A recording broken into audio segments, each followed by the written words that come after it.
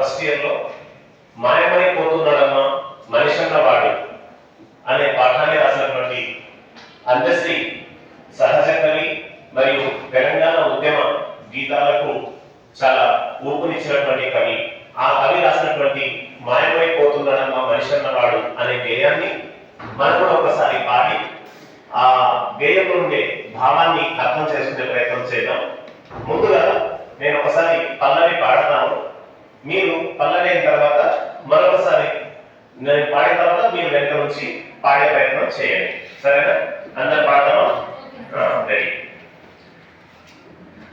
మాయమైపోతున్నాడమ్మా మనిషి అన్నవాడు, మచ్చుకైనా లేడు చూడు మానవత్వం ఉన్నవాడు, నూటికో కోటికో ఒక్కడే ఒక్కడు, నూటికో కోటికో ఒక్కడే ఒక్కడు, యాడ ఉన్నాడు గాని కంటికి కనరాడు. మాయమైపోతున్నాడమ్మా మనిషి అన్నవాడు, మచ్చుకైనా లేడు చూడు మానవత్వం ఉన్నవాడు.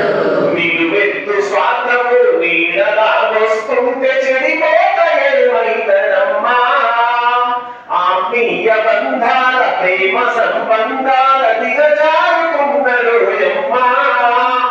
అవినీతి పెను ఆశ అంధకారములోన, అవినీతి పెను ఆశ అంధకారములోన చిక్కిపోయి రోజు శిథిలమవుతున్నాడు. మాయమైపోతున్నాడమ్మా మనిషి అన్నవాడు,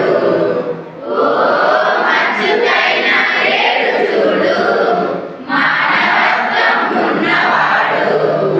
నక్కల దైవ రూపాలుగా తులసి పందినందిని చూస్తే పడి మొక్కుతుంటాడు, చీమలకు చక్కెర పాములకు పాలోసి జీవకారుణ్యమే జీవితము అంటాడు.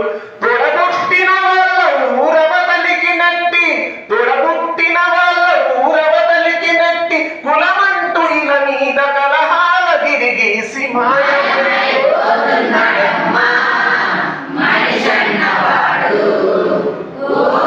మచ్చుకైనా లేడు చూడు మానవత్వం ఉన్నవాడు. ఈ విధంగా అందశ్రీ గారు సమకాలీన సమాజంలో జరుగుతున్నటువంటి నైతిక విలువల పతనం, మానవత్వ సంక్షోభం, మనిషి తన అసలైన అస్తిత్వాన్ని కోల్పోతున్న పరిస్థితుల పట్ల కవి అనుభవించిన లోతైన ఆవేదన ఈ పాటగా రూపుదిద్దుకున్నది. చుట్టూ కనిపిస్తున్న రాజకీయ అరాచకత్వం, మతాల పేరుతో మనుషుల మధ్య ఏర్పడుతున్న విద్వేషాలు, ఆర్థిక అసమానతలు, భక్తి పేరుతో సాగుతున్న మోసాలు, జీవన విలువల విచ్ఛిన్నం ఇవన్నీ కలిసి కవిని ఈ గీతాన్ని రాయడానికి పురిగొల్పాయి. రూపాయి చుట్టూ తిరిగే జీవితం, కోరికల అఘాతం, వినియోగ సంస్కృతి పెంచిన దురాశ, కామ ప్రవృత్తి, మత్తుమందుల ప్రభావంతో విచ్చలవిడిగా మారుతున్న యువత ప్రవర్తన కూడా ఈ పాటకు ప్రధాన ప్రేరకాలుగా నిలిచాయి. ముందుగా మనం మొదటి పల్లవిలో చూసినటువంటి మాయమైపోతున్నాడమ్మా మనిషి అన్నవాడు, మచ్చుకైనా లేడు చూడు మానవత్వం ఉన్నవాడు, నూటికో కోటికో ఒక్కడే ఒక్కడు, యాడమున్నడో కానీ కంటికి కనరాడు అనే గేయంలో ఆయన యొక్క ఆవేదన మనకు చాలా స్పష్టంగా కనిపిస్తుంది. ఏం చెప్తారంటే కవి, ఈనాటి కాలంలో చూడడానికి మనుషులంతా చాలా అందంగా మంచిగా ముస్తాబై రెడీ అవుతున్నారు, కానీ వాళ్ళలో కనీసం మచ్చుకైనా కొంచెమైన మానవత్వం లేదు. మనిషి అంటే కనీసం మానవత విలువలు ఉండాలి. సాటి మనిషి ఆపదలో ఉంటే ఆదుకోగలగాలి, సాటి మనిషి ఇబ్బందుల్లో ఉంటే నావాడే కదా అని దగ్గర తీసుకోగలగాలి. కానీ అలాంటి మనిషి ఈనాడు ఎక్కడ కనిపిస్తున్నాడు? ప్రతి ఒక్కరు కూడా స్వార్థంగా నాకేంటి, నాకేం లాభం అనే ఆలోచనలో పడి మానవత విలువలే కోల్పోయి మంట కలుపుకొని ఈ రోజు ఎక్కడ కూడా మానవత్వం ఉన్నటువంటి మనిషి మనకి ఎక్కడ కనిపించడం లేదు. అదే విధంగా రెండవ గేయంలో కూడా ఏం చెప్పాడంటే, నిలువెత్తు స్వార్థం నీడలా వస్తుంటే చెడిపోతాయమ్మా, ఆత్మీయ బంధాల ప్రేమ సంబంధాల దిగజారుకున్నాడు యమ్మా, అవినీతి పెను ఆశ అంధకారములోన చిక్కిపోయి రోజు శిథిలమవుతున్నాడు. ఈ గేయంలో ఏం చెప్తారంటే, మనిషిలో పూర్తిగా స్వార్థం నిండిపోయింది. ఏ మనిషిని చూసినా స్వార్థపరుడిలాగే కనిపిస్తా ఉన్నాడు. ఎక్కడ చూసినా స్వార్థం స్వార్థం స్వార్థం. ఈ మధ్య బంధాలు కూడా, మానవ సంబంధాలు కూడా, సొంత మనుషులను కూడా తన వాళ్ళుగా భావించకుండా ఆయన మా ఇంటికి వస్తే ఏం ఖర్చు అవుతుందో, నేను ఆయన ఇంటికి వెళ్తే ఏం ఖర్చు అవుతుందో అనే విధంగా ప్రతి చోట కూడా స్వార్థంగానే ఆలోచిస్తూ మనిషి ప్రతిరోజు నానాటికి ఆత్మీయ బంధాలు అనేటివి, ప్రేమ సంబంధాలు అనేటివి దిగజారిపోయాయి అని ఆవేదనతో కవి రాసినటువంటి ఈ గేయం ప్రతి ఒక్కరిని ఆలోచించ చేస్తుంది. అదే విధంగా అవినీతి అనేది ప్రతి చోట అవినీతి విపరీతంగా పెరిగిపోయింది. ఎక్కడ చూసినా అవినీతి అవినీతి అవినీతి, లంచం లంచం లంచం. ఈ విధంగా నిరంతరం అవినీతి పెరిగిపోతా ఉంటే ఆ కవి ఆవేదనతో మానవత్వ విలువలు ఎక్కడున్నాయి అని ప్రశ్నిస్తూ రాసినటువంటి ఈ గేయం మనందరినీ ఆలోచింపజేస్తుంది. ఈ మధ్య ఇంకా చూస్తా ఉన్నాం మనం, కుక్కల్ని, నక్కల్ని, పందుల్ని, నందుల్ని, ప్రతి దాన్ని, ప్రతి జీవరాశిని కూడా దైవాలుగా భావించి పూజిస్తా ఉన్నాడు, ఆరాధిస్తా ఉన్నాడు. ఆరాధిస్తే ఆరాధించనివ్వండి, పూజిస్తే పూజించనివ్వండి.